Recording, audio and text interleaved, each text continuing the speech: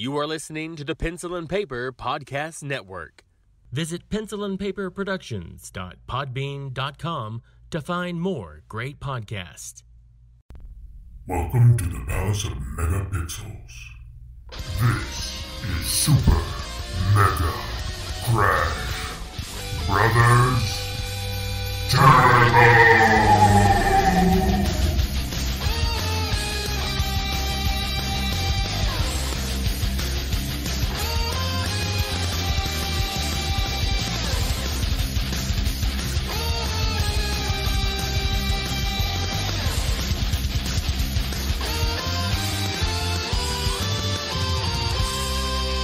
Hello, everyone, and welcome to Super Mega Crash Brothers Turbo. I'm your host, Stephen White. With me, as always, my co-host, Lacey Finley. Oh, happy Monday. And joining us today in the Palace of Megapixels is a Silver State native who is a digital content producer for the Las Vegas Review-Journal, co-host of the podcast LAN Parties, and an inaugural Game Awards Future Class honoree. Please welcome Lukas Eggen. Hey, everybody. I'm excited to be here. Thanks for having me. Well, I'm glad you're here. I almost don't feel worthy listening to all them credits. I know. Look at that.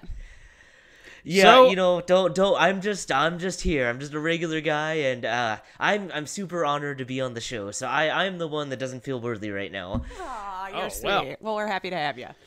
So I got to ask, I mean, you're out there in Nevada. I mean, you missed this big snowstorm the rest of us got dumped on. Right?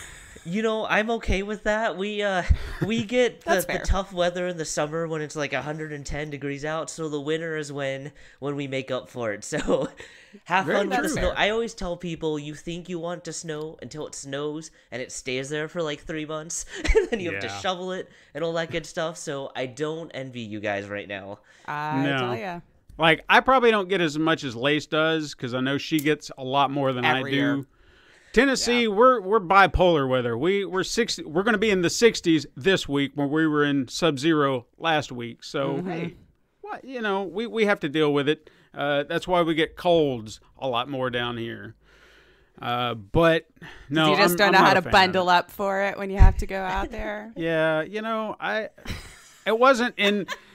I don't mind the snow if I can get out of my home.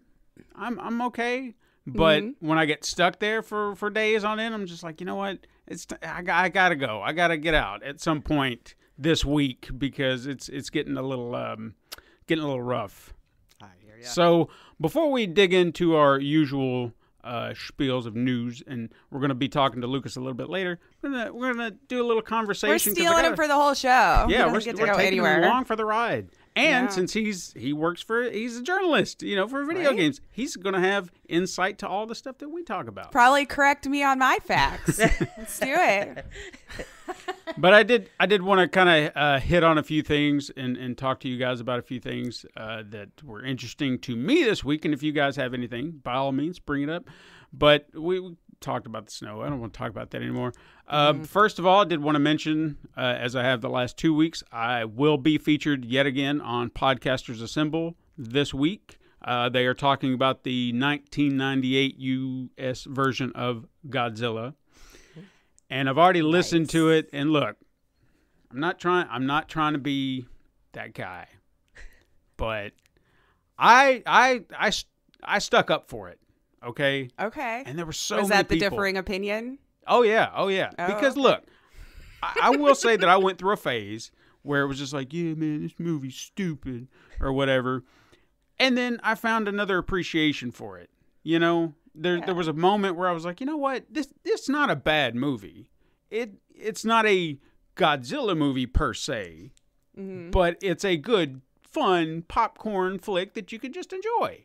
Just have your brain lean into the tomfoolery and have a good time. Exactly. It's a Right. fun kaiju movie, so why not just go with it?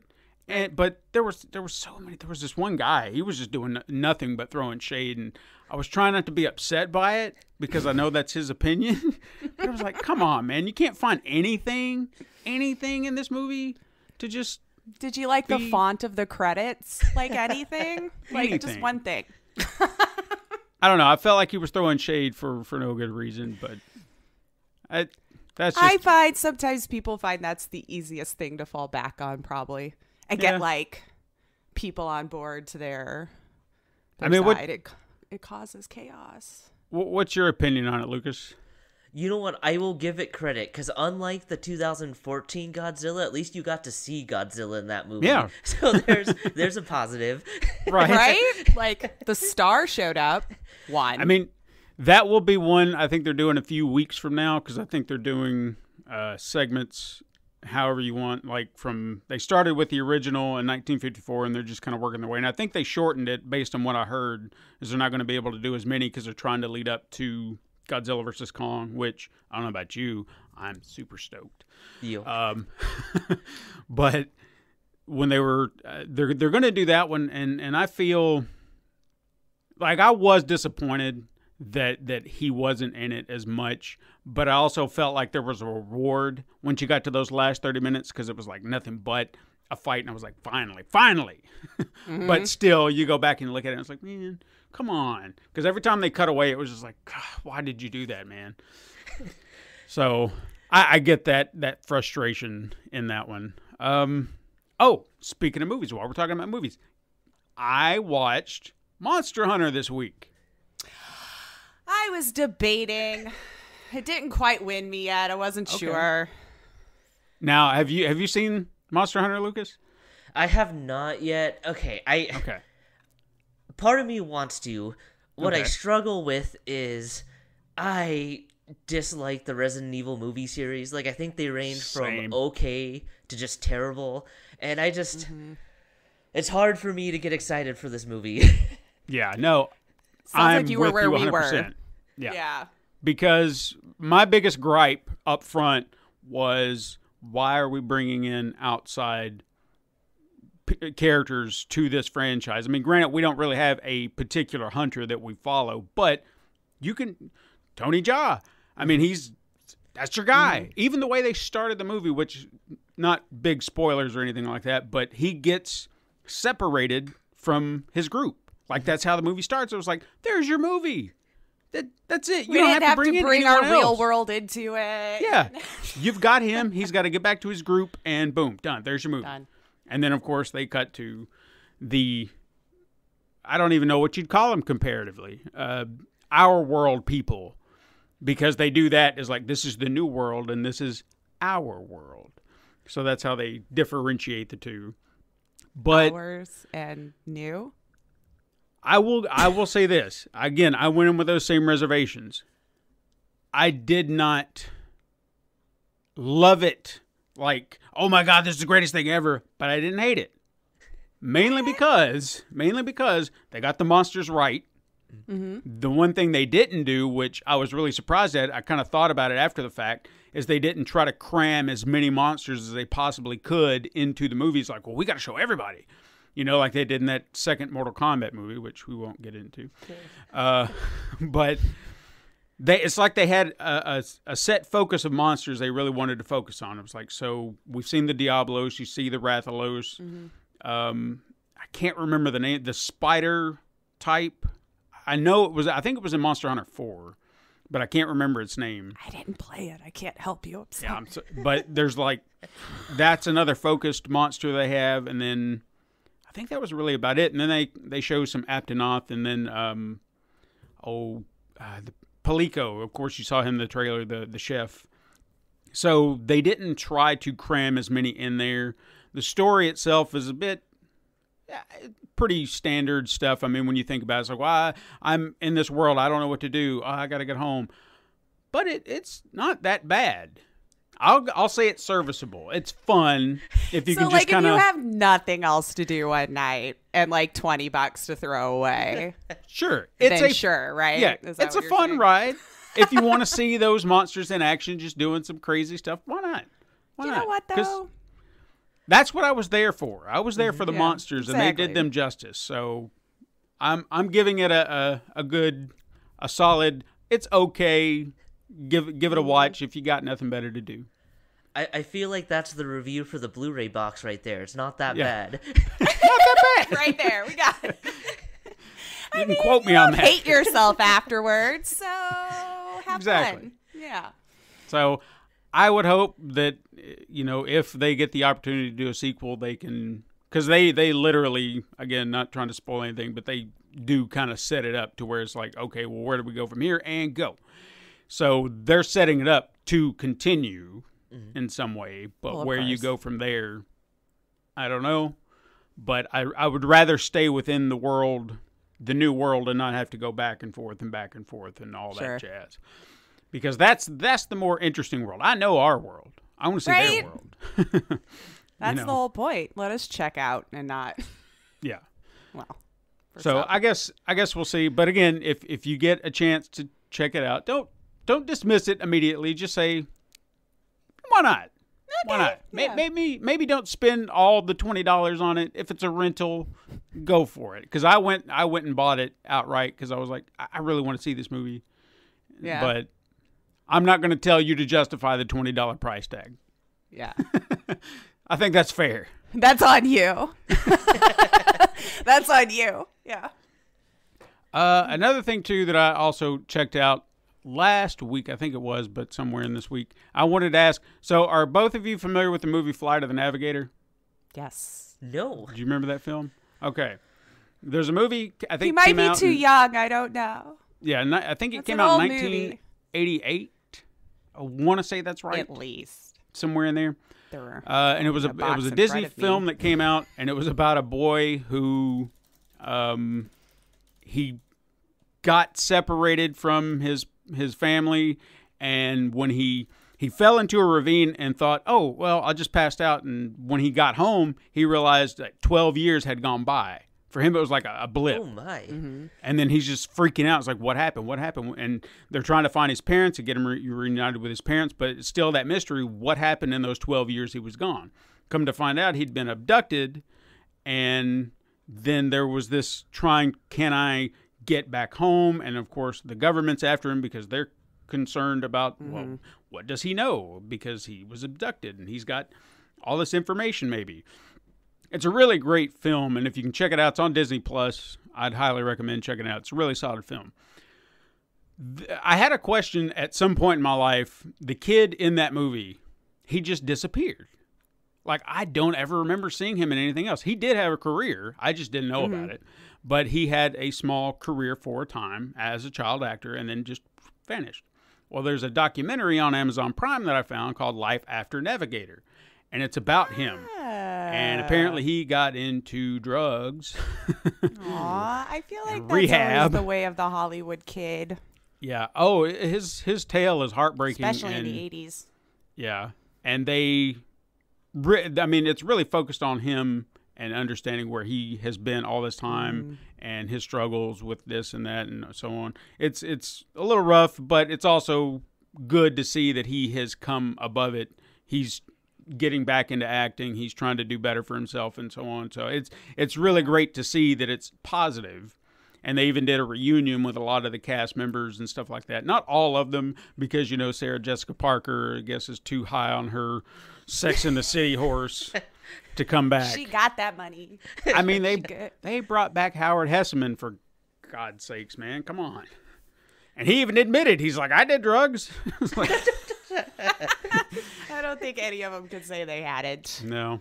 But it was fascinating if you're a fan of that film. And so, Lucas, if you get a chance to watch it and you're curious to see all those people, however many years later it's been, 30? So it was 86. I looked it up while you were talking. 86. So, yeah. That's right, because Ronald Reagan was... Yep, that's right. There you go. That movie sounds fascinating, so I will definitely check that out and then go check out the documentary after. Yeah, it's a really solid film. It's something that you wouldn't imagine would hold up by today's standards, but it really does. It's amazing. So I recommend it, and to all of you listening, I recommend it. Recommend it. We've just planned your next weekend. Yeah, see? With all the stuff you can watch. So, Lucas, something I ask Lace every week, and we discuss. I'm going to ask you, what have you been playing this week? What games have you been tearing into, if any? The most recent game that I finished was Little Nightmares 2. Oh, nice. Which I love, by the way. I love that series. It is. They do that creepy, moody atmosphere so well. it's fantastic. If you guys are fans of like Limbo or games like that, I think this will be right up your alley. And they're short, which I appreciate sometimes. Right. I can actually finish a game without having to spend. Not that I don't like spending hundreds of hours, but sometimes it's nice to be able to just get through a game. Yeah. Oh, I feel like the older I get, the shorter I need them to be, so I know I'll beat it. Right? And I'm terrible because I'm the guy that always gets distracted by all the side quests. So then I just find myself like months later going, "What was the story? Like, where am I? What am I doing here?" But yeah, so Little Nightmares 2. It's a game that I would say I highly recommend. The only thing I didn't like about it is the controls sometimes aren't super precise, and so there are certain parts where you have to be precise, and so it's kind of just you guess and you hope that it works, and it can be a little frustrating. But other than that, I love it. You don't need to play the first game, but it's more rewarding if you do. And the first game I want to say is only like 5 or 6 hours, so it's not. I want to say that's about how long it took me for the first one. Yeah. Yeah. I played the demo that they put out for Little Nightmares 2 when it came out, and it sucked me back in. I was like, I really got to get into this because I love the atmosphere they created in the first one. Those, what do they call those creatures? The Bane baddies that would chase you around? I know they had a name. Oh, gosh. Yeah, I forgot what they're overall called, but. Yeah. But, yeah, they were terrifying. And every time they'd spot you and they'd just come after you, just like, oh, my God, no. I loved the bizarreness of it, though, too, because it was just so ridiculous in how they were drawn and just the size of you in comparison to the rest of it. But you're right, it was really good. I need to dive into the second one. Yeah, the art direction was fantastic. Whoever did that, whoever came up with those character designs, top notch. Love it, yeah. Lace, what about you? What have you been playing? I finally started Control. Finally, I know. I've been saying for like a month that I was going to get it started, and then I still got sucked into other things. But yeah, I'm enjoying it. I mean, Matthew Preto was kind of my first crush. I feel like he goes back even further than Bruce. Bruce, don't hate me. But so it was a joy, of course, to get to see him and just like full motion video sequences. It was just like, he got to film this whole thing. The story is fun. I want to say I'm only about 5 or so hours in, with admittedly a few chunks of time just getting lost. Yeah. I just couldn't find the area that they needed me to get. Like, I see it on the map and I'm like, but how do I get there is the problem. Like, I've always been directionally challenged in video games, so that makes it a little bit harder when I can't tell what level we're on. But yeah, it's fine, I guess. I mean, it's not breaking any grounds for me mechanics wise. I feel like so far it's been fairly repetitive in what I get to do as far as playing. But the story has been really good. And maybe I just need to get further in and start upgrading more things for my gun and stuff like that. But so far, I feel like I've kind of glided through with very little challenge yet as far as the fights and stuff. And I know you mentioned side quests that were timed, that just like if you missed it, you missed it. I did come across one, but I think my downfall is I don't think they quite describe very well what my goal is. It'll just be like, here's the mission, and I'm like, but what do you mean this target or that target? And then just like a flood of things will just keep coming out of a door. So I'm like, well, maybe I'm just supposed to kill these all, but it would happen for so long. I'm like, well, I've got to go through the door or something, right? Like, this is just going on for too long. It was one of those things where like, I'm not triggering the next thing and I'm just going to keep doing this until it happens. Well, I died, of course. And then it started me back in that room. But I don't know if you noticed this. As I got lost, probably an hour later, I went back into that room. It asked to start that quest again. Really? So I guess you could do it again so long as you exited that area and then came back in. I decided not to because I just didn't want to at that point. I wanted to do more story stuff. I'm like, whatever. But yeah, I just thought I'd let you know. It did look like if I went back into that room, it popped up and then I could hit G if I wanted to trigger that quest again. Well, I did not know that. Yeah, yeah. So that's all I've really gotten into. And then a cute little indie game called Lemon Cake. What is that? It's literally you just run your own bakery and it's adorable. That's it. Yes, I really like it. It was just some small little indie team. I saw it came on sale. And I was like, all right, like this looks like one of those games that's just like perfect if you want like a half an hour of time to waste before you move on with your day or something. And it's cute. Yep, you just run your own little bakery and you make cakes and you sell them and that's it. Okay. I mean, it sounds like a good time waster. Why not? You know? So that's been my week. After I shot up a bunch of people in Control or whatever those things were, I went bake some cakes for some people. Oh, good. Made a couple of bucks. But how about you, Steven? What you been playing? Same, Control. And I got mad at myself because I did this thing where since I was home because of the ice and I was stuck, I was like, you know what? This would be a great week to actually work on the show. Oh, yeah. And, you know, I didn't do that as much as I probably should have because I spent more time. I was like, but Control, I'm so close. Just a little Control and I'll get to the show. But I did work on the show. Not as much as I should have. Let's just put it that way. But I did beat Control. Oh, you beat it? Yeah. Okay, well, you can't tell I don't me know anymore. what happened. I don't know what the ending meant. Maybe you can filter Maybe that I can through. help. Yeah. Well, I want to know because I know it. Have you played it, Lucas? I have. Control? Okay, so did you play Alan Wake? Yes. Okay, I'm only 4 or 5 hours into Control. How much of Alan Wake would you say people might need to know? Because I feel like I've heard a lot of people say the story got confusing. Do you think having played that game would fill in gaps? Maybe some, but like I was still kind of confused. So. Oh, okay. I may have an answer to that. Okay. It's a DLC. That might fill in your gaps. There was something going on in one of the DLCs that I went and played because there were two that come with the Ultimate Edition. Right, that which I do have, the complete or whatever it was that went on sale. It was like the Foundation and then whatever the other one. I'll be honest with you. I don't think I'm going to finish the Foundation because I got bored. I was just like, I don't know what I'm doing anymore. I'm mix it up at that point. I beat it. I'm done, you know. But before I beat the game, I did do the other DLC, which is tied into Alan Wake. I had actually forgotten about that. And then when I started the story, they mentioned his name, and I was like, oh, yeah, this is that's cool. But there were a lot of these tidbits to the story that I'm not keen on.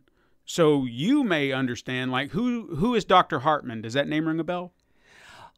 Well, like from Alan Wake, I was curious to see how it blended the universes, honestly, because he was a writer, you know, and like it was just the weird demons that I can't remember. You had to run to the light so they couldn't kill you. You shine light you had on a 'em? flashlight, yeah. You used I that killed mechanic. myself in Alan Wake way more than I think they did by like backing over ledges and stuff, just panic running. Yeah. There is that mechanic in there. There will be this, they call it the darkness, and you can take a light and shine it on there and it'll dissipate. Okay. So there are probably elements in there. Like I looked at it as like, okay, well this is tied in somehow to that game, but I don't know all the details. So perhaps when you play it, you'll be like, oh my God, and you're connecting all these dots, and I'm just like, I don't know what's going on. Yeah, I'll have to get because further Alan along. Wake does talk in the story, like he does. You know those where they do that stop motion thing where you see like a vision kind of silhouetted around. Sure, like They'll you're kinda supposed to show be watching him- their dream. Yeah, they'll show him kind of doing a typewriter and he's narrating something. Yes, but see, okay, the voice of Alan Wake was Matthew Peretta, who is also Dr. Darling. So that's why I wanted to know. Now, granted, they didn't use Matthew's likeness. It's a different actor that mocapped for Alan Wake. But in my head, I'm like, why does he do both? Is there a secret there? Like maybe I'm just trying to pull a thread at something that's not there where I think I'm a cool kid. And I'm like, there's something deeper here. You know? Well, when there's really not. It was probably I didn't paycheck. see it. I didn't see it. So I hate to burst that bubble. All right. Well, we'll see once I finally get through it all, I guess, and then I can make my comparisons. Yeah. So if you can figure out the ending, you know, please. I got to get there first, inform I me. guess. Because when it ended, I was like, what happened? And then credits just started rolling, and I'm like, all right, well, I guess I'm done. No, that's So- it for me then. Yeah. Well, Lace, what do you got for us in the way of news? Well, we actually had quite a bit of news this week. Some of it might be repetitive for you, Lucas, because I know you had your predictions on your podcast about Nintendo Direct. Mm-hmm. So now maybe we could poke at all the ones that were wrong. I don't know. No, I'm joking. But Nintendo did have their Direct this week. There was, of course, a lot of people speculating what was going to get thrown out. Some people were sad because we didn't get a Breath of the Wild news. I think that was the big thing that I saw people disappointed at, was like hoping they would see more. He very much apologized. It was like patience, which is fine. Mm-hmm. I think we should have more of when it's coming for our games coming out. But yeah, some of the ones that I saw that I thought looked the most fun, Famicom, the Detective Club. Come on. You had to think that looked fun. Kind of like Ace Attorney fans, I think, would think this looks like a fun game. Right. Mm-hmm. Right? Yeah. I want to play it. I don't know. I'm into those kind of games. And of course, I think the one that Steven was probably most excited about. No More Heroes 3. Yes. Finally. Coming to the Switch on August 27th. I still got to finish the first two. I'm still holding out that maybe possibly we'll start to see ports of the others show up on other platforms. Maybe. But at the same time, I get it. Exclusivity and all that. Well, did you ever play them, Lucas, the No More Heroes games? I played the first one, and then I didn't play 2 or the mini game one. See, I'm still trying to get through the first one. But I could see why the Switch, because it was originally Wii. So it makes the most sense to port to Switch, right? Because you basically got Wii controllers if you take them off of the thing or whatever. I do feel like, having played enough of the first one, it would port really weird to any other console. It feels like it was made to have that, and that was that. And I agree. I mean, I think that's why when they ported the first one over to the PlayStation 3, they integrated those Move controllers.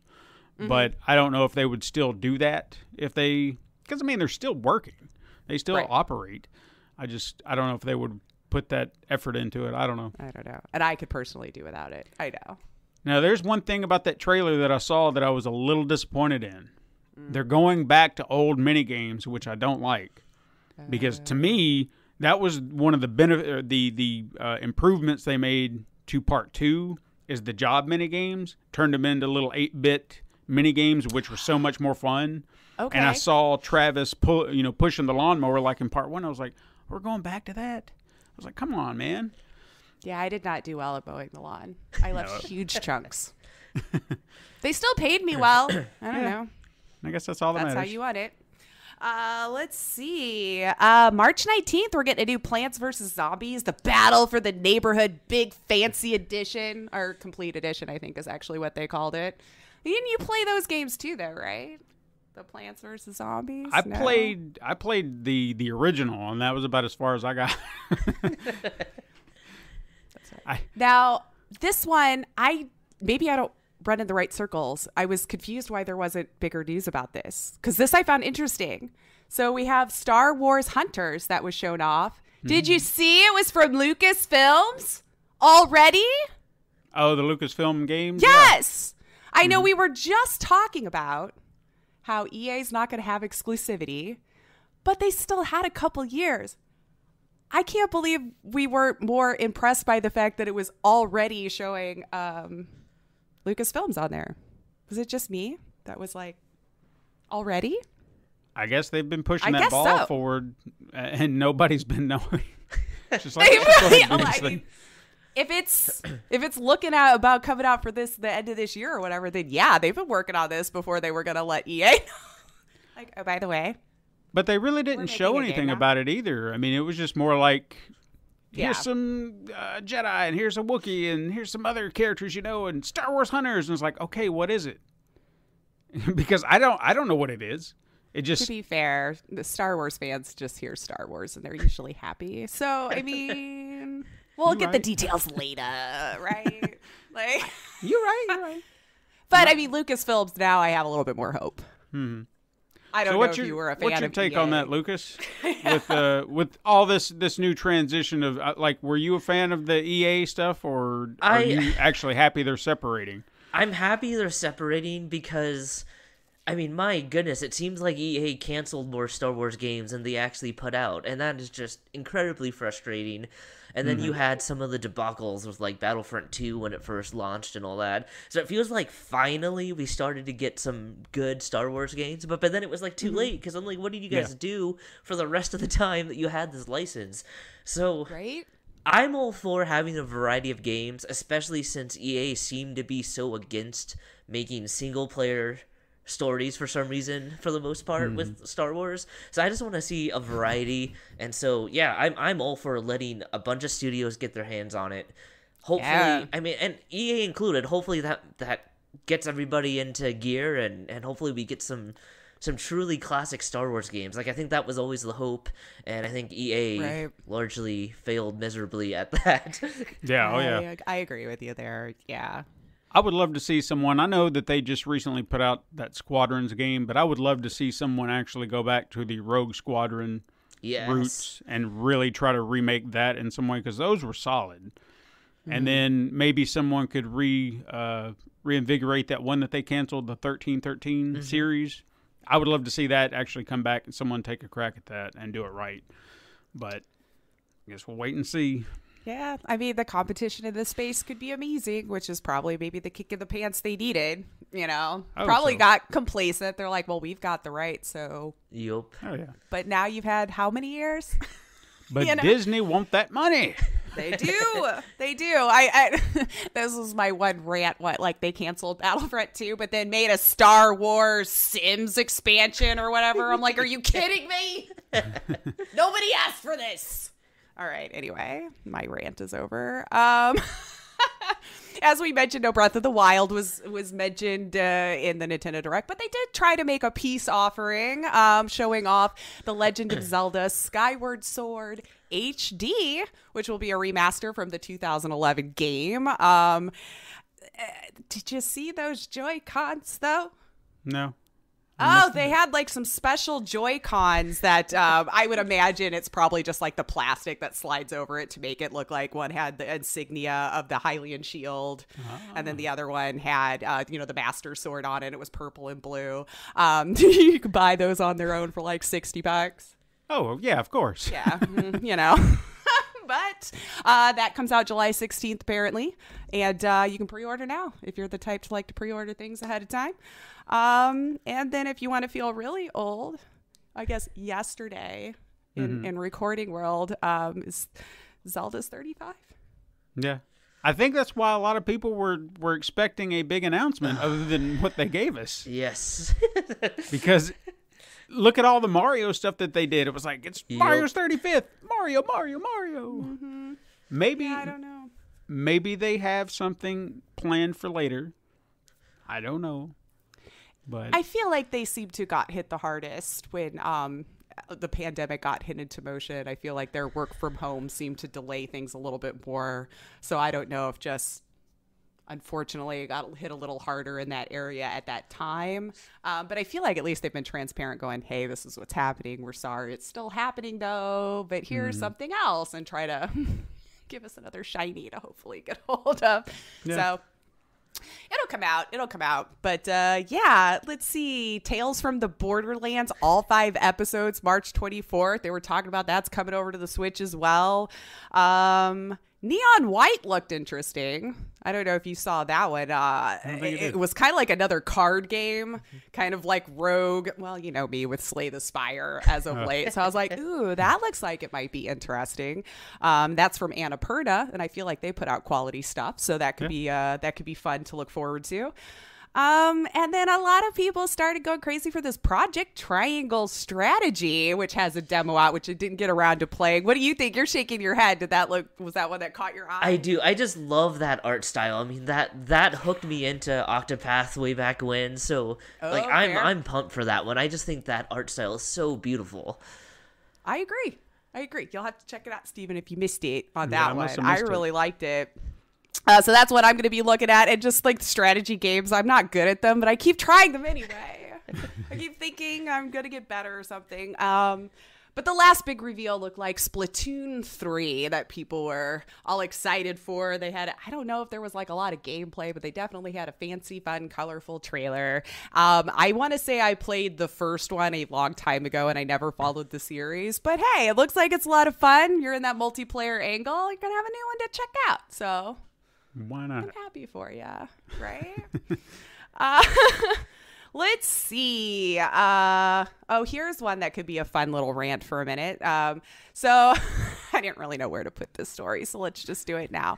I don't know, Lucas. I'm sure you're very aware. And here on the show, we've discussed ad nauseum about scalpers just ruining our lives this year, right? If they wanted your consoles or your GPUs, everything has just been getting taken, and they've made a living, in my opinion, by just controlling the market, ensuring only rich people can get these things. Nope. But Lucas, Steven, they've had a hard time here lately. People are being very mean to them. They've been calling them names and just being very unfair online and how they're treating them. So they are now asking not only for more of our money for a product they didn't have to buy for us, now they want our sympathy. So they had the audacity to take to the internet and just be like, man, we're like any other middleman. You know, we're just like any other person trying to make a living right now. And one of their examples they said was like Tesco, for example, buys milk from farmers, right? For like 26p or so per liter and then sells it for like 70 per liter. No one seems to complain to the extent that they're making a profit off of selling milk. But what he doesn't want to let you know in this false equivalency, that would be like you buying all the milk, sir, from the supermarkets and then telling us what we need to pay for the milk. So your false equivalency, I get a little hot about this. You stole everything else. You want to make it so stupid expensive that only rich people can have it. And then you have the audacity for us to try to feel bad for you. Sit on it, dude. Yeah. Just live with the fact we don't like you right now. Yup. Get bent scalpers. Okay? To ask for my sympathy on top of it all, I will say this. No death threat is ever acceptable. And they have mentioned that they were getting those. And come on, there's nothing worth you need to die or anything over this. But I can't think you're a garbage person and not want to support your business. Yup. Mm-hmm. I mean, look, I'm not going to support the death threats either, but I'm having a hard time not. You know what I mean? Like I'm struggling to just be like, yeah, don't say that, but at the same time, it's just like, oh man, the mental gymnastics here. So yeah, they were just the middleman, man. It's like, no, you're not. That was GameStop. That was Walmart. Yeah, exactly. That's why there was a PlayStation direct line. Right? Even Sony tried to sell them to us. Anyway, so I guess if you want sympathy for the devil, there you go. You can reach out to them and give them a hug. They're having a hard time right now. People don't like them. Speaking of, NVIDIA apparently is making an attempt to stop getting their cards in the hands of scalpers, or more specifically, we PC gamers have been having a double whammy with graphics cards. Have we been dealing with scalpers and Bitcoin farmers? Mm-hmm. So we've had to deal with this for a while actually now, since Bitcoin, like 4 years ago, really started to take off. So we've never paid like a real price for a GPU since then. Crypto mining has kind of been back on the rise here. So what was NVIDIA's response? They're going to start trying to make a card that is only specifically for cryptocurrency mining, so that these other cards are going into the hands of gamers as they supposedly intended. This sounds like a fantastic idea in theory. At least I guess we're having a company trying something. But when it comes to the RTX 3060 software driver, supposedly they're so easy to manipulate to it that they're going to make the new ones where the graphics power would be about 50% less because they're not actually using it for that purpose, but like bumping up the card itself so that they could still DLSS and do whatever they can to keep that going so they can be farming. And it also supposedly keeps their energy down lower if you're using this card for this, because you don't, like, they're already manipulating it to run less apparently for them since they don't need all of that extra power. Now you don't have to. I don't know. We'll see when this comes out. The only real pushback I kind of saw on it was just from a green perspective, is like you're building way more cards to just be disposable, whereas they're not going to be as resellable because gamers were still kind of buying them aftermarket after miners were done with it, and now you just got more kind of sitting in a landfill to just be disposable. So that's kind of, yeah, I would like us to figure out a way that doesn't have to be. But this is all, of course, if you believe the big corporations and what they're telling us and why they're doing it this way. I don't know. They've had a bad year for me on like all big corporations, so I'm tend to like side eye them all now. It's like, it sounds good. What's the catch? Yeah. Maybe they'll do a buyback program or something. Who knows? Maybe. Hey, you know what though? Why not? And then you're getting that back, and you could reuse that same stuff for new cards. I love it. I love it. Apple's back. What'd they do? That whole lawsuit's never going away. Oh.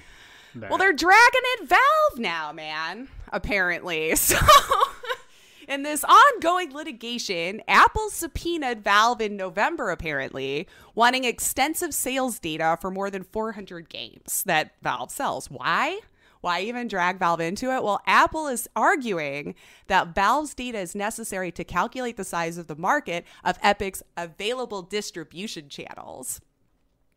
So, like, where can Epic still sell all of their games? Why does it constantly have to be a battle with us here at Apple? We're showing you all of these available avenues for you to make money.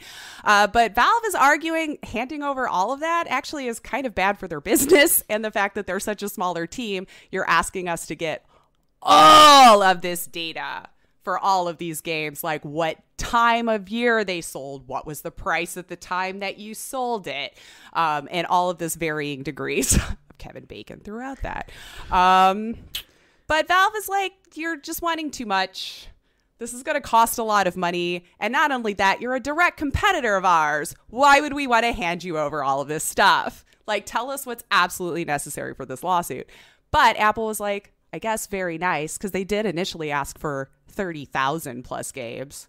So they did whittle it down for them to like 400 and something. And they want this information to date back all the way to 2015. Oh, boy.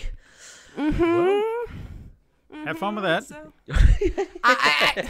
I'd love to see how this is going to work out, because Valve is arguing that much of what Apple seeks is sales and pricing information for third-party games, but that the company is taking a shortcut by subpoenaing Valve instead of just getting the information from the third-party developers like they could be getting in the first place. Like, they don't even need to be getting it from Valve. Just do the extra work for that.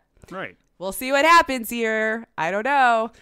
This lawsuit is hard for me. Again, when I see rich people just fighting over money, I don't really just stop bringing the developers down with you. If you would, that would be great. Mm-hmm. That's my big news. We got some quick hits. Okay, what you got? We got some quick hits. Finally got a trailer for Mortal Kombat. Yes. I admit it actually looks kind of sick. Okay, so I have to ask. I must have missed it, and I watched it twice. Okay.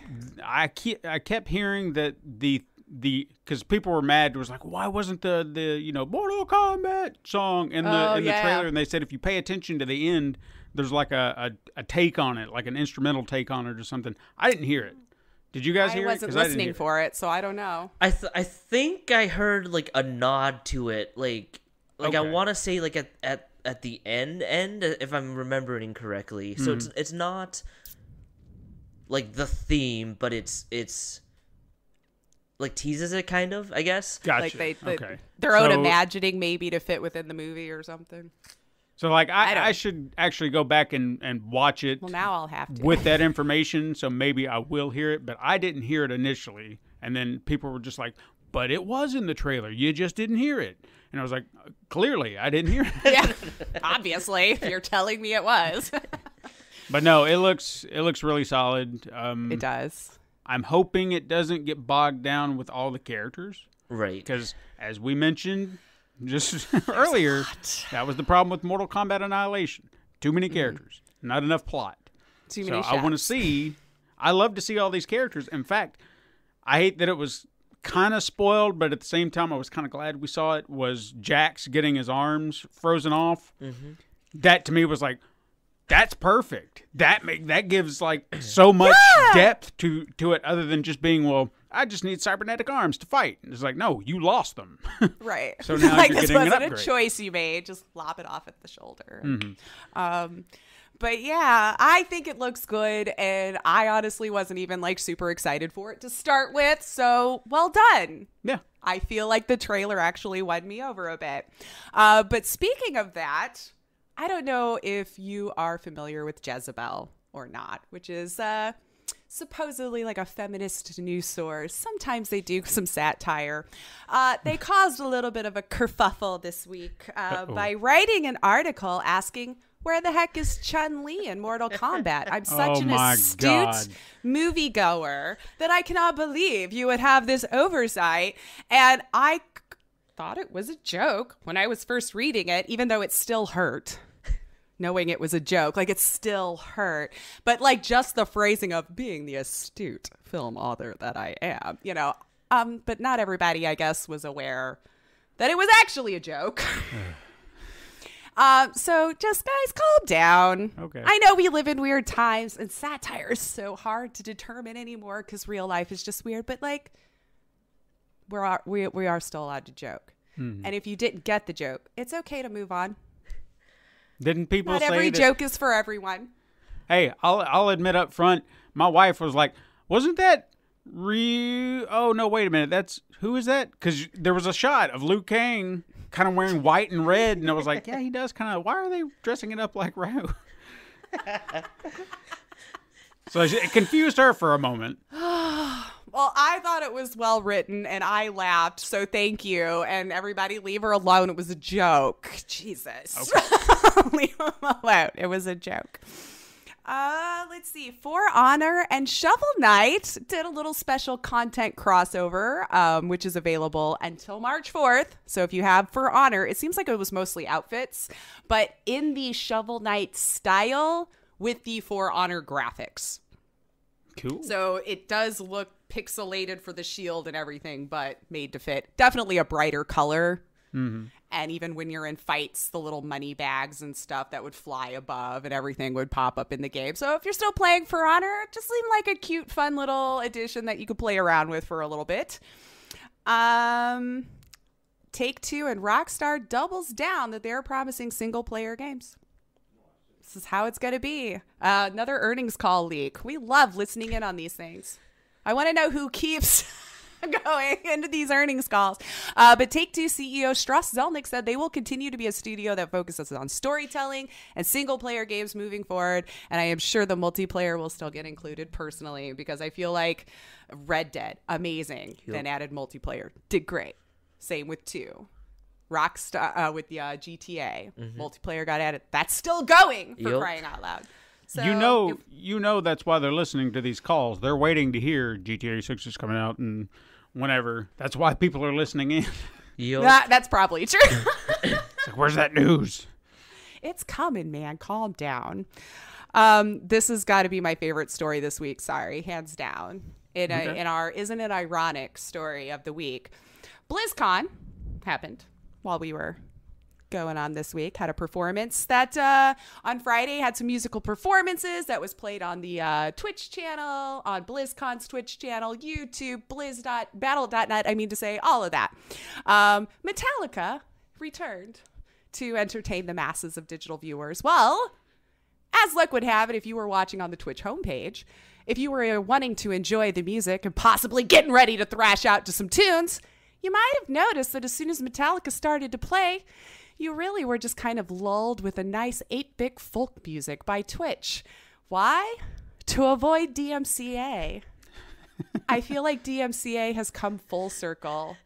Could we even imagine 21 years ago when Metallica was bitching about Napster that they would try to play their music to only have to have it muted? So Metallica, well done. This is what you've done here. Anyone else feel like we need to visit a 21-year-old law? See if we can make it work for today? No? Metallica, you still happy? Definitely go watch the clip, though. It's amazing because they are jamming. And it's like... So have they commented about this after the fact? Because I'm curious to know what they thought. If they were just like, it's okay. Or... But to my understanding, though, to be fair, apparently if you were watching it like on battle.net or their YouTube, it was not. Because, you know, they actually figured out how to do these things and figured it out years ago because YouTube did this already.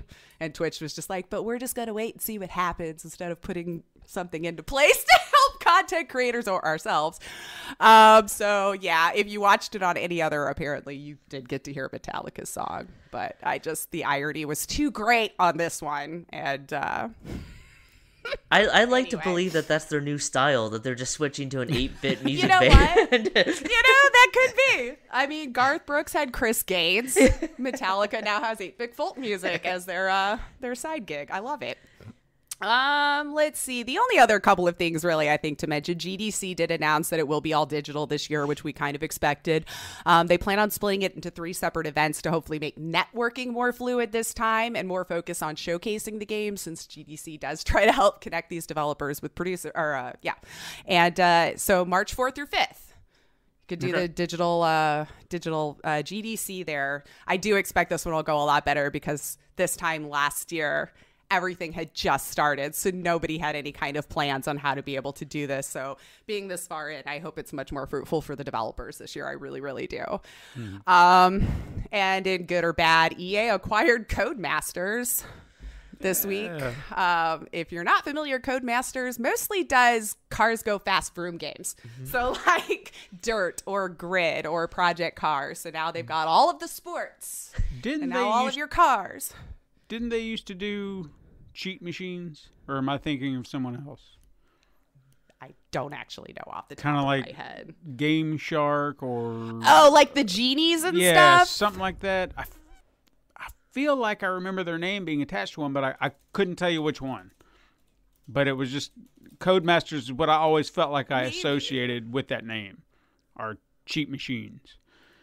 I don't know. I might have to look that up another time because I did not get anything on a quick one. But yeah, so EA's buying more stuff. I'm sure we're all excited. All right. May as well. Google Stadia. Looks like now they're in a lawsuit. Ugh.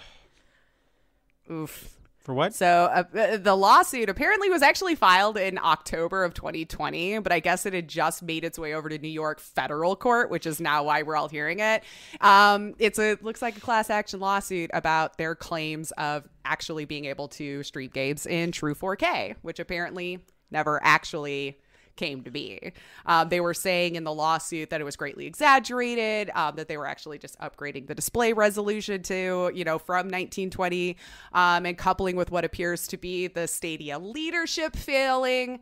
I didn't realize this when we talked about it last week. Apparently the developers found out the same way we did that Stadia was going to be closed. There was no meeting ahead of time. There was no, hey guys, guess what? Apparently when we were reading the news, that's when the developers found out too. Ouch. So, right? Stadia, Jesus. Google. Ugh. Anyway, guys, I bet they have some really talented developers. I hope some other companies take notice and steal these people up, since it sounds like they were promised a lot of things that was just never even given a chance. So I guess we'll just keep an eye on that space there to see how this lawsuit turns out. Shell out money for not even doing 4K in the few games they did push out. Actually, they didn't make any. They were going to. Well, there was that one game that they had, right? Guilt. Now that's the one game. Remember? Well, I think it was Stadia exclusive, but that's Tequila Works. And I don't think Tequila Works was bought by them. Well, I'm hoping since all this is falling through, maybe they can cut a deal and make that game. Because that game needs to go on other platforms. I agree. Have you played Guilt? Yes, I did play Guilt. That was one of those things that I tried out. Remember when we did talking about that versus Luna? And did you ever get to try it, Lucas? Lucas, did you ever try it? No, I haven't. See, I think, you would like that one, actually. Yeah, it was a solid game. I didn't finish it like I wanted to, but what I played of it, it sucked me in. And I was like, if I was going to play a game on here, let's play something I can't play anywhere else. So that needs to come to other platforms. It's a shame that it's being trapped behind Stadia. Because I think Tequila Works does good stuff. Yeah. When they're not suing about trees. Mm-hmm. That's true. Yeah, they did do that, didn't they? We do kind of got to let that go. Yeah. Anywho. Well, that's actually all the little bit. There was a lot this week, I tell you. The only other thing, Valheim, one that like snuck up on me and has just taken over. I feel like I need to check this out. The only reason why I'm bringing it up is it's an early access title, which has already sold over 3 million copies. It just came out February 2nd. Okay. It is like this hardcore metal Viking survival game. And, you know, I watched the trailer a few times. I think I might be here for it. I might have to check it out. I can't believe I was sleeping on it. And it did break some records. Second most played game on all of Steam at one point. Top 10 for concurrent players. And also topped Valve's Steam Lunar Year sale. And was never on discount. Wow. So this game's taken over, guys. We slept on it. We should have been playing this already, it looks like, Steven. Yeah. So it's doing well. I got one. I have one little thing, because you didn't bring it up when you were talking about BlizzCon. Because this would have flown under the radar, but this for me was like the greatest thing I'd seen in a long time, because I've been thinking about these games. And they announced, I don't know if you guys saw this, Blizzard Arcade Collection. Yes. Yes. 3 games that I love. And I was like, oh my God, all together, Lost Vikings, Blackthorn, Rock and Roll Racing. And I was like, there's never been a greater collection that I've ever seen, because there's always like a few duds. You're just like, yeah, I'll never play that. This is solid. I'm so getting this game. I'm so getting it. I mean, I was just so excited. So I don't know how excited you guys are, but I'm excited. I think yours is a little bit more than mine. Okay. But I'm happy for you. Now I do have a question about, I guess what versions they're getting, because I know, if I'm not mistaken, I don't know if Lost Vikings ever went to another platform other than the SNES and maybe the Genesis. So I'm assuming the highest end of that. Rock and Roll Racing, same thing. It was on the Super Nintendo. But Blackthorn, I actually had a PC copy of that. The only reason I even got it, and this was like years ago before PC gaming really took off, but I played it on the Super Nintendo, and of course they had limitations to what you could do with blood and gore and stuff like that. And then I saw a big M on this, and I was like, I wonder. And I didn't even know if my computer could play it. I was just hopeful. And it took me a while to get it to figure it out. But it had all the blood and everything. And I was like, yeah, I'm getting to see this in raw. So that's the version I'm hoping to see on that collection, because I would be disappointed if it's not. Would stand to make the most sense, I think, at this point. Yeah, but I haven't played that game in so long, but I remember loving it. It may not hold up today. I don't know. I could be so disappointed. See if it didn't age as well as you think. That's why I'm scared to go back to some old games for that reason. I'm like, you know what? The way it's in my head right now is probably the best version it's ever going to be. But hey, should probably leave that right there.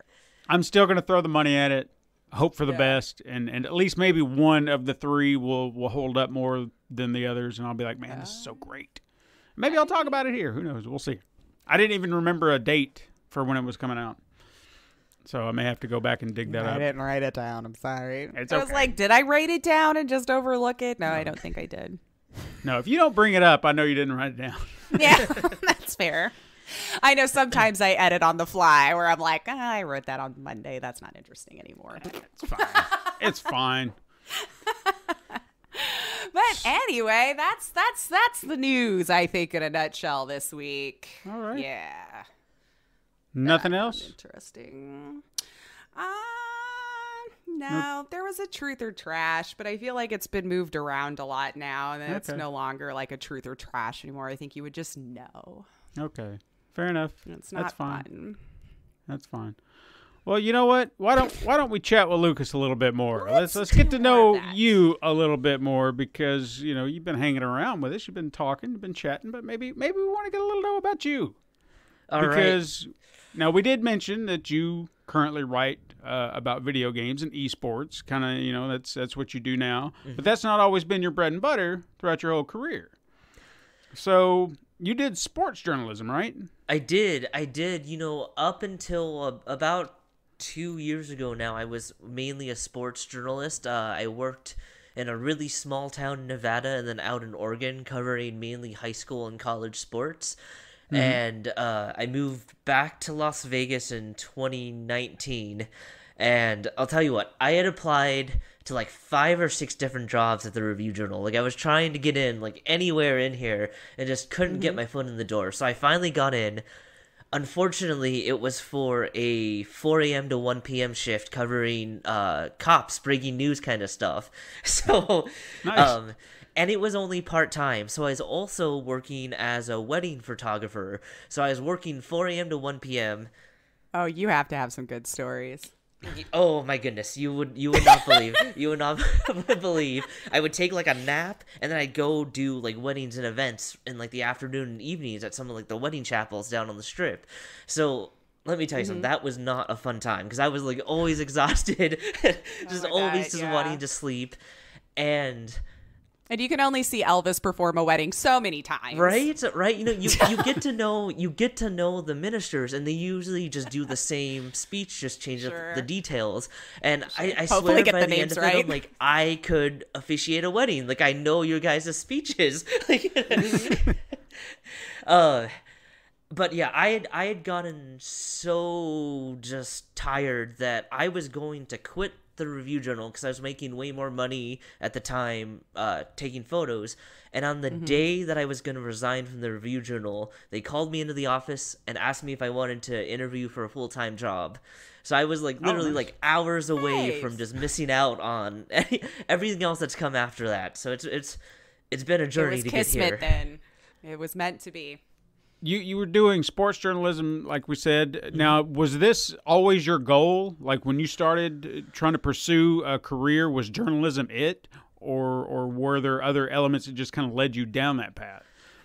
Journalism in general was always the track that I wanted to take. I remember even being a kid making like fake newspapers for my parents. So like something about this industry had always captured my attention. And sports originally was the direction I thought I wanted to take, just because I'm not good enough to play any sport like in college or professional. So this was like a way to be close to that and still be around something that I loved. And video games kind of came into play way later, but it was only after I kind of sat there and thought about like, look at like the IGNs of the world, but then also look at like Launcher over at the Washington Post, where like it seemed like video game journalism was finally becoming more mainstream at more outlets. So then I kind of thought, oh, hey, maybe there's a chance to actually get in that world, because you're not limited just to like the IGNs or Game Informers. Sure. Right. Now, was the Las Vegas Review Journal, did they have video game journalism, or was that something you kind of pushed upon them at some point? It was something that I kind of accidentally pushed upon them. So they did not cover video games at all. And the reason why this started was my boss had asked me about something, and I just started going into like rant mode, and I just like touched on like a million different things and ended it with, and I think we need to be covering video games. We should be doing a video game podcast. We should be doing this. I don't know why I like went that direction, came out, I'm just like, whoops, like I probably shouldn't have like ranted for You had like 10 things in your head that you were going to work for. Like, oh, you like that one, okay. A couple months later, they hired my co-host Ryan, and my boss was just walking by with Ryan, stopped, and I had not heard a thing since then, and he just looked at me and said, hey, Ryan likes video games too. I think you guys would be good for a video games podcast. Why don't you guys work on that? So just like randomly, I'm like, okay. And yeah, that was the first time I met Ryan. That's pretty cool. Wow. And you guys work well together, I have to say. Yeah, persistence paid off. Yeah. I'm nothing if not persistent. So I'll wear them down. So since we're talking about, I guess I mean, clearly you have a passion for video games. How far does that go back? I mean, is that something you grew up with? What kind of consoles did you have, or were you a PC gamer? You know, it's funny. I didn't get my first home console till the first Xbox, but my first gaming memory was the Game Boy Color, and my parents getting me Pokemon, Special Pikachu edition. Yes. So Nice. that was like my first entry into the gaming world, and just what I remember too is, you know, Pokemon, I mean, it's still popular, but it was when it was blowing up with like the original animated series and all that stuff, and just being a part of not just a game, but I'm trading with friends, we're talking about it, like it was like a really cool first experience into the more social aspects of gaming that I just found fascinating. So that's where it started. And then, you know, with the Xbox, playing Halo, having those multiplayer parties and all that good stuff. So from there, those were like my foundational games that kind of propelled me forward through all these years. But since then, I've always loved gaming. Oh, nice. Do you still only do consoles, or do you dabble in PC at all? I'm judging how much friends we are. I want to get into PC gaming. For the longest time, since I just grew up on consoles, that was like it. And I think a lot of That's it fair. too was like, it's just made for me. I don't have to figure out what to put in it, or I don't have to. That's totally fair. And you know what? With these days, they're basically mini computers anymore anyway. So, and you know it's compatible when you buy the game. You got my vote. That's the conversation we have all the time. I've got PC games. I have Steam account and everything, but my TV's out there. That's my comfy spot. I told you how to fix that one. I know. HDMI cable, baby, and you're set. I need, like, I could take this computer out there and link it to the TV and I could play it, but it's work. The controller's out there. I just hit a button and the game is there, and you know, it's simple. It is. This still seems like work. And I do think growing up on controllers, I have not taken the time to like sit down with a mouse and keyboard and like figure that whole thing out. That can be confusing. But these days, I feel like people use controllers a lot with PCs now as well. Heck, even PlayStation controllers are plug and play at PCs these days. It's crazy. True. That's very true. Yeah, this one here, she's a master at mouse and keyboard to a point where I don't even know where to go. That's just naturally where my fingers even set now when I sit down is WASD. Like if I'm doing anything, even platformers, I use mouse and keyboard better than a controller, and it doesn't make sense. But couldn't do it. So clearly you seem to have a love for multiplayer games. So have you been big into games like Fortnite or PUBG or anything like that? I respect Fortnite. I just don't get the building aspect of it. Like, I mean, fair enough. get the building aspect. I just stink at that. So I've never been like great at Fortnite. But I do love games like Overwatch. You know, so my brother teaches in Korea. So for a while that was like our game that we'd hop on PlayStation, play some Overwatch and talk. So like I love games like that. Oh, nice, yeah. Yes, I would say games like that. Games where I can contribute without being like a sharpshooter. Like I love. Cooperative PvP and not necessarily. Yes, Yes, because I just get my pants handed to me in games like Call of Duty, so I just need to find other ways that I can feel like I'm a functioning member. Ride my team's shirt tails, maybe. I don't know. That's why I was like, I'll be the healer. I'll just stand in the corner and Right? get out of the way. So you were trying to. You kind of mentioned that you had applied at the the Las Vegas. I don't know why I was going to say Nashville. Nashville's on my mind for some reason. Las Vegas Review Journal. You were trying to get a job there. Was this just something you were kind of aiming for? Because I mean, I noticed you had several jobs at other local newspaper outlets in Nevada. But was this always kind of like a shining star? So like that's where I got to work. This is where I want to be. It was, and it is. You know, it's I moved around as a kid for a little bit, but I spent a lot of time in Las Vegas, so this was felt like home. And so like the Review Journal was always like the destination. Like I always wanted to get back to Vegas, and like the Review Journal was it. Like that's where I wanted to go, and it almost didn't matter where I fit in. I just wanted to get in. And so, yeah, this was the goal. So when I moved down here, like, I didn't really have a plan B. I was like, I'm going to get in there one way or the other. And if I don't, I guess I'm going to die trying, because I'm still going to keep going. Just going to keep coming back, if you guys haven't noticed. So with the podcast, I mean, you've how long have you been doing that? A little over a year. Okay. Nice. And I know, I mean, from what I noticed from your episodes list, you guys have some pretty interesting guests, some pretty big guests. Your last one, Oh yeah, you do. Mr. Negative, that was a good pull. How does that come about? Like, is that something that you pursue, or is someone else doing that for you to get you those guests? So Ryan and I book all our guests. So it's really a lot of research, trying to figure out whether they have like press agents and whatnot, and just reaching out. And just kind of working those relationships and trying to show them value for what they will get if they come on the show, rather than just us being like, come on. So yeah, Right. it's a lot of work. A lot of these guests we've been talking to for weeks, sometimes months, and trying to work out scheduling and everything. So it's definitely a long process. That is a lot more time consuming than I had thought when I started. See, Oh, now sure. that's some information I'm glad to hear, because I have been persistent with certain guests, and some I don't even get responses back from, and it's just like, well, I don't, and maybe my approach is wrong. I don't know. Maybe that's what I've got to figure out, is like how am I coming off? Because I don't want to come off desperate, just begging, Right. just be like, please be on Can the you show, man, please? We need people to listen, and I mean, one of the last ones that I had actually pitched to, that I thought me personally would be a great guest for the show. I just came off kind of like, hey, I've seen your stuff on YouTube. I like what you do. Mm-hmm. I think you'd be a great guest for our show. I'd love to sit down and chat with you, and just, not really fanboying in a way, but just respecting the man's craft, and just be like, hey, I think it would be a great fit if you got time. Mm-hmm. And I had done that 2 years prior, never got a response, and I was like, I thought I'd try again. Why not? And for whatever reason, it worked this time.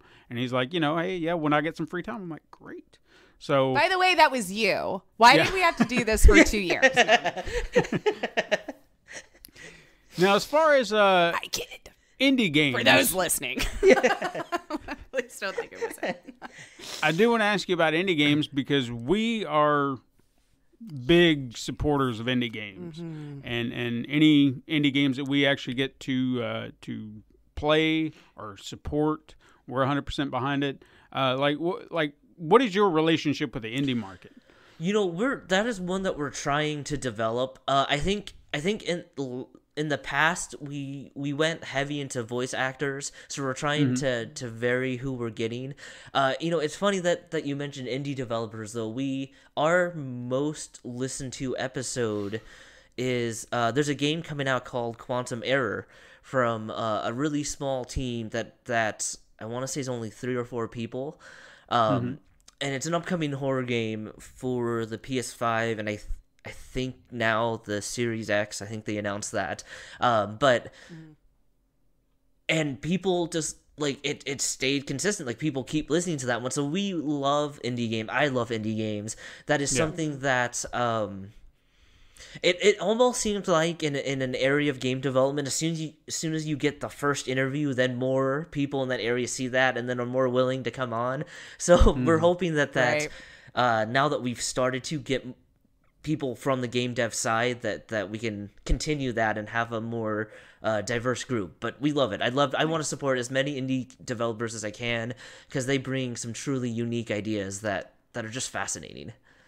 They really do. Absolutely. I think that's why it's always been my first love. They have like less rules on what the storylines need to do, or we're not worried about it having to be big, fancy graphics. We have really amazing stories, and I don't know. I think with us going to PAX a lot too, and getting to see the passion in their faces and just how excited they are to watch people play their game. There's just something about that, man. You're like, oh, I want to support this. Right? Yeah. This right here. This is the energy.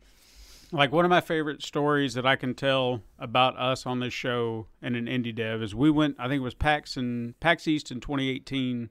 we had gone up there and we stumbled across this little table.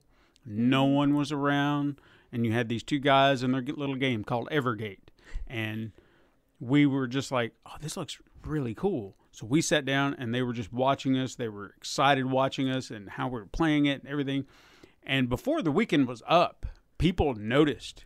Like, people were starting to flock to that table, and it was like, so great because we loved it. We were like, we're gonna, talk about you guys. We went on the podcast all 3 days that we were up there and was like, check this game out. You got to check it out. And then 2 years later, we see it gets released on the Switch, on the PC. It's coming to PlayStation. It's on Xbox. Yeah. I mean, it's just blown up, and I'm so proud of them seeing the journey, because I think the last time we went to PAX, was it in 2019, wasn't it? Yeah, it had to be because we didn't go this last They year were again. They were like in the big booth. Oh wow! Like, yeah, they finally upgraded. Booth. Yeah, and it was right prime spot too. It was great. It was lovely to see. It was just so heartwarming to see that their passion paid off, because you could tell they loved what they were doing. And you almost wanted to hate them because it was like their first game. And it's like way too good.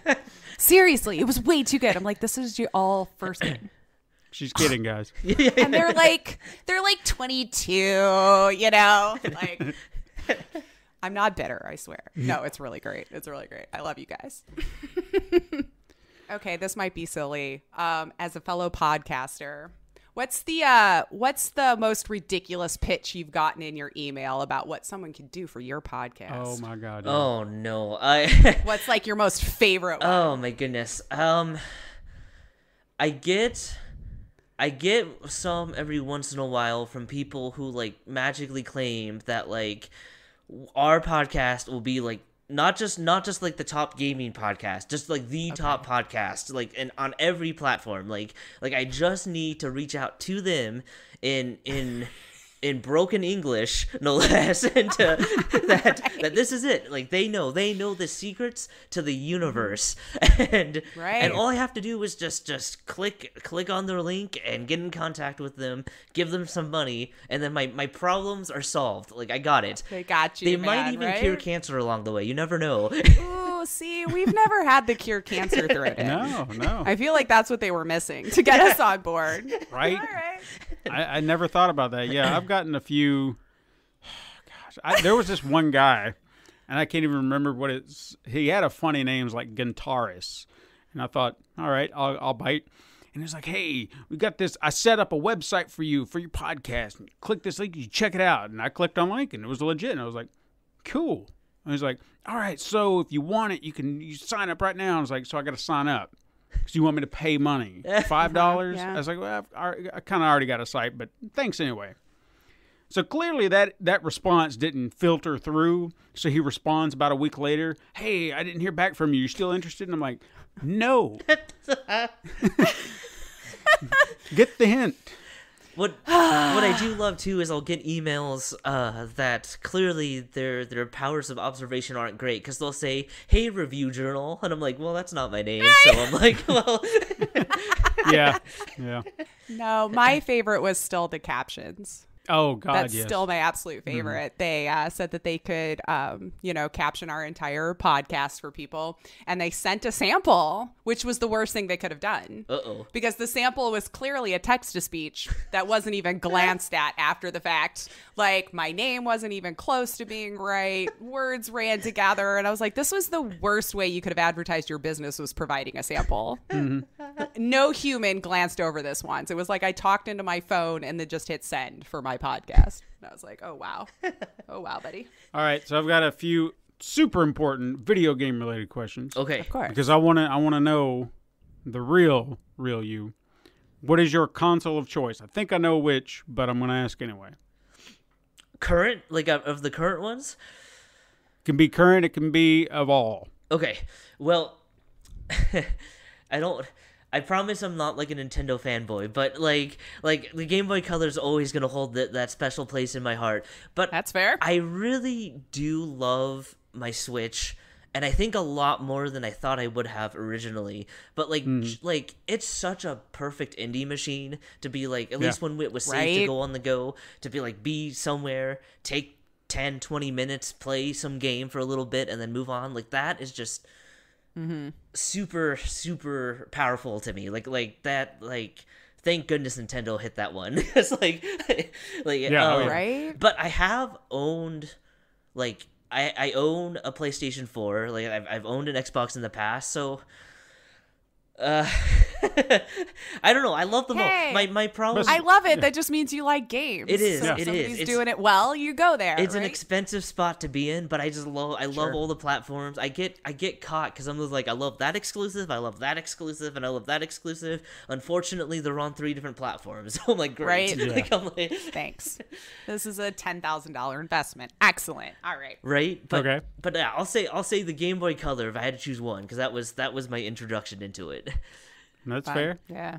All right. And what would you say has been maybe your top 3 games for the last 3 years? The last 3 I'll be generous. years here. Okay. I'm already gonna cheat. Well, I guess it's not been 4 years yet. I have to include Breath of the Wild on there. Yeah, that's fair. Okay. It's such a We'll go back 5. Okay, there you go. Right. Such a beautiful, just open world game. I mean, obviously, like, everybody, like, just shocked at, like, just how awesome that game was. Side note, please, Nintendo, that Breath of the Wild 2 has to be close, right? Splatoon 2, by the way, came out in 2017. So, like, the same amount of time has passed since Breath of the Wild. Oh, like, if for people that were, like, following me on Twitter, you could, like, just see my heart break during that direct where I'm just like, it's coming. It's coming. I felt Anytime. I could collectively hear all of the cries. And to me, it made it worse that they come on and went like, I know you're all expecting news. I'm like, here we go. And he's like, but you're not getting any. So I'm like, what? Right. What? They're always so polite about it, though. So please enjoy this instead. I will say like, this, okay. and I apologize for the tangent here, but beforehand, in my mind, I was so sure we were gonna get at least Breath of the Wild or a new Pokemon game or have Metroid Prime news. I'm like, one of them has to be in this, and we just got none of that. So I'm like, well, Yeah. That seems to be the going rate that I heard. Like, there were these expectations. It was like, oh, it has to be now. These things has to be now. and I think too, because like it had been the first direct in over a year, and everyone's just like, here we go, and because especially for Pokemon and Zelda, it being such big anniversaries, and everyone's like, all right, let's go. We just seen what you did with Mario, so Right. give us. So not that I hate Skyward Sword, but man, Skyward Sword was the one. Right, like, really? We've already played it, though? Yeah. It was kind of like when they announced the Wind Waker on HD. Whenever that came out, it felt like it was right on the cusp of something bigger, and you're like, okay, I'll take it, but the other thing first. But I mean, I'm glad you gave me this. That's great, but what about that other thing? You know? Right? Right? Please, more. Now, Please. I will say this, because Ryan can tell you this. I have been predicting that they're going to announce the Breath of the Wild for, like, over a year now. Because, like, last year I was saying, you know, when they release the PS5 and Xbox Series X, that's the perfect counterattack is to announce Breath of the Wild. And now I'm still being like, it's coming. Like, it's gonna be this time. So maybe I just won't predict it anymore, and then they'll drop it. Like, that must be it. I just... Yeah, I'm not really that great at it either. I just shoot for things I want to see, and then, you know. Sorry about that tangent.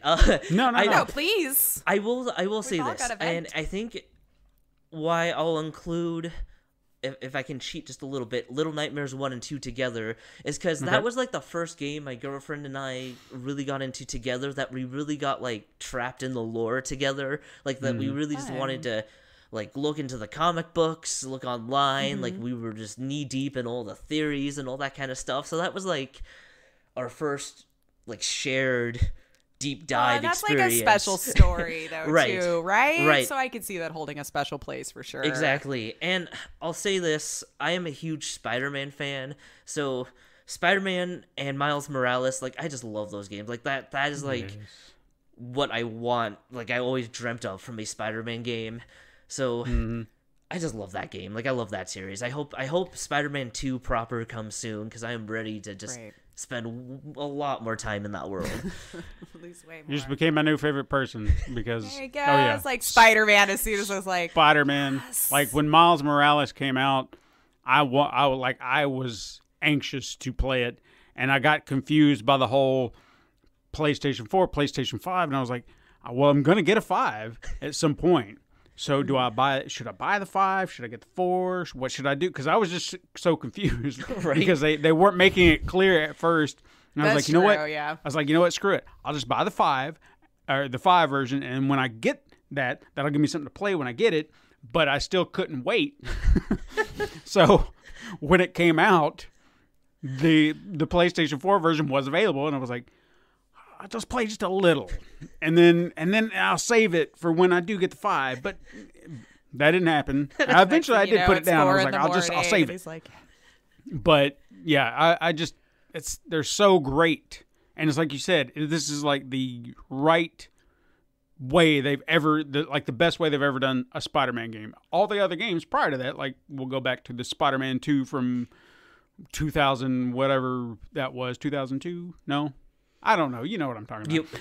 But you had the about right. open world New York. That was impressive. Like, I remember getting so hyped to read it in magazines. It was like, oh, my God, the entire city is mine? And now we've just progressed to this point to where it's just even more mind-blowing than it ever was. And it's just so fluid, so great. And I just, and it's just backed up by great storytelling. Mm-hmm. The stories are amazing. I played through Miles Morales twice, and it was still good the second time around. I was like, this is so great. So I can't wait. I'm like you. Part 2 can't come soon enough. Well, Ace, if you have nothing, I got nothing. oh, I don't know how long you usually hang out. We talk forever. Yeah, we just BS. That's why we BS up top, because we'll BS all day. Hey, I like that. I True. like that. I'm not in any rush. So if you have questions, lay them on me. I'll be honest. I'm usually the type that just kind of like organically through the conversation, but I do know that he was mentioning that you're part of the Game Awards. Like, what kind of capacity is that then at this moment? Yeah. So I was lucky enough to be a part of the future class. So it's a group of 50 people. That's a mix of content creators, some game devs, a few game journalists and whatnot, and it's a group of people that it's just weird for me to talk about. I feel like I'm trying to toot my own horn. That's supposed to that's supposed to represent the quote bright and inclusive future of gaming. So basically, it's we get together, we have monthly meetings. And then obviously we'll talk in smaller groups in between to support each other's work. They have some guest speakers that kind of talk to us and kind of as a way to highlight people's work that hopefully help to grow the industry in positive ways. And Nice. just kind of learn from each other, help each other, and push each other, hopefully. So that's interesting because you've got them from like the different facets of the industry kind of coming together, collabing, and seeing just great paths forward to help each other out, if I'm understanding Exactly, correctly. yes, yep. Beautiful. Yeah, I love it. And was that something that they had kind of sought you out to kind of involve you? So there was an application process, and honestly, I didn't even... I applied and kind of forgot, so like I didn't. That's the best. I was waiting for you to say. I just kept knocking on their door because I'm persistent, and I just kept showing up with more people each time. No. Yeah, that's how I get everything done. Is I wear you down to the point where you just say yes because you're just like, oh my goodness, let's just say yes and get him off our back. Just kidding. Fine here. But it's working. Don't knock it, man, Oh, thank you. It's funny that you mentioned that. Our first, what I would call bigger guest that we got was Nolan North, and that took almost 6 months to get him on the show. But how fun was that? Oh my goodness, he's a great storyteller. Like that guy is hilarious. Yeah, oh my goodness. And a genuine dude. Like you always hope that people you see in mediums are like not secretly jerks and that you'll be sad afterwards. Yeah. He is a genuinely nice guy. He seems like it. That would be a fun get for sure. Oh yeah. Oh, yeah. Would you say that's one of your favorite ones you've ever interviewed? Or was there one that you always had your eye on and you finally got and you're like, oh my God. Oh man. Yeah, no, he's right up there. I think for personal reasons, Greg Miller was big, just because I had followed his work since he was at IGN. Sure. And so like he was always an example of like gaming journalism that like I'm like that'd be cool. Like that's what if I could do that someday, that would be awesome. So like for personal reasons, it was really awesome. A lot of people ask me what our favorite guests are. I feel bad choosing because like, hey, I feel like that's a perfect answer if that was the perfect for you. Right. Yeah. I will give a very PC answers. Like I only try and book guests that I'm super excited to talk to anyway. So like I'm not booking guests. I'm just like, like right. Like I would love to talk to all of you. Let's see what happens. Absolutely. I mean, we've all had duds. I mean, I'm not going to name names, but I'll say that we've had a dud or two. I'll leave it at that. I won't say anymore. It's always fun when they say, yeah, I want to come on, but then they never want to talk. And I'm like, you know what we do here, right? Yeah. It's like, come on. Okay, sure. But no. Now, on a flip side, I will ask this because this has happened to us. What's a guest that you have tried to get and have yet to secure? Troy Baker, I'm coming after you. I am coming after you. Here, okay. You hear it? Here is... See, you got your buddy Nolan now to pull some strings, right? I'll tell you what. Here's what is like the most frustrating part to me about this. So we've talked to Nolan. We've talked to Alana Pierce and Mike Bithell, who are two of his co-hosts on Play, Watch, Listen, which is an awesome show for any gamers out there.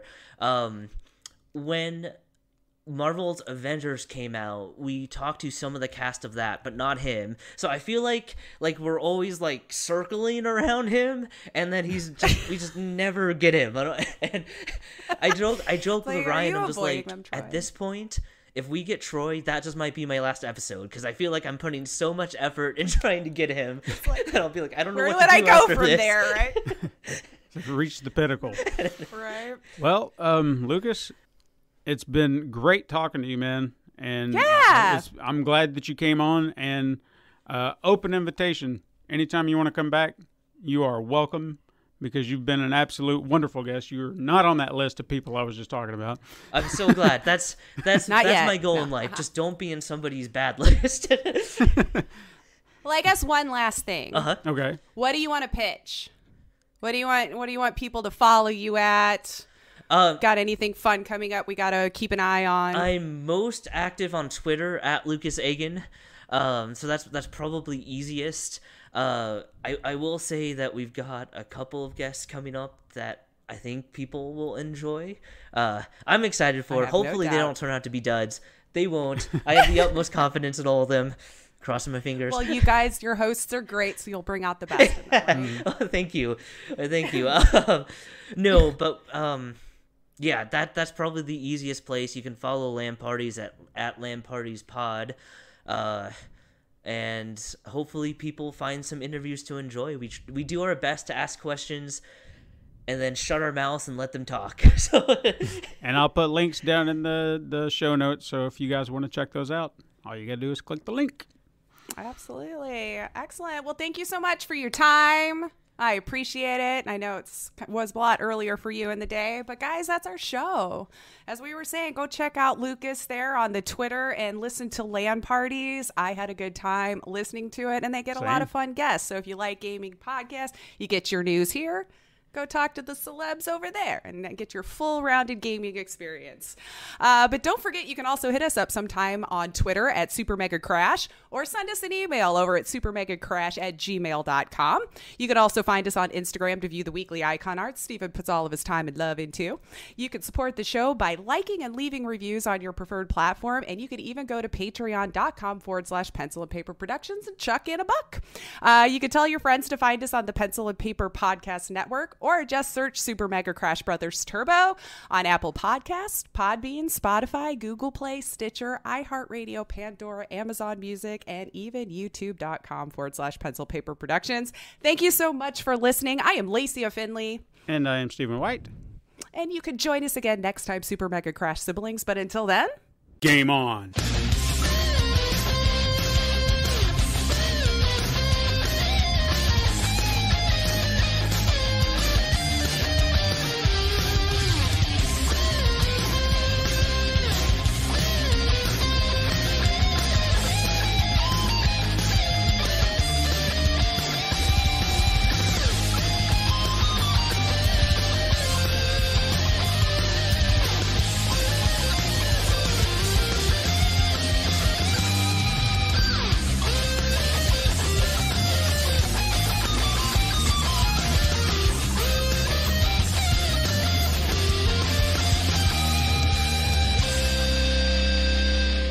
This has been a Pencil and Paper Podcast Network production.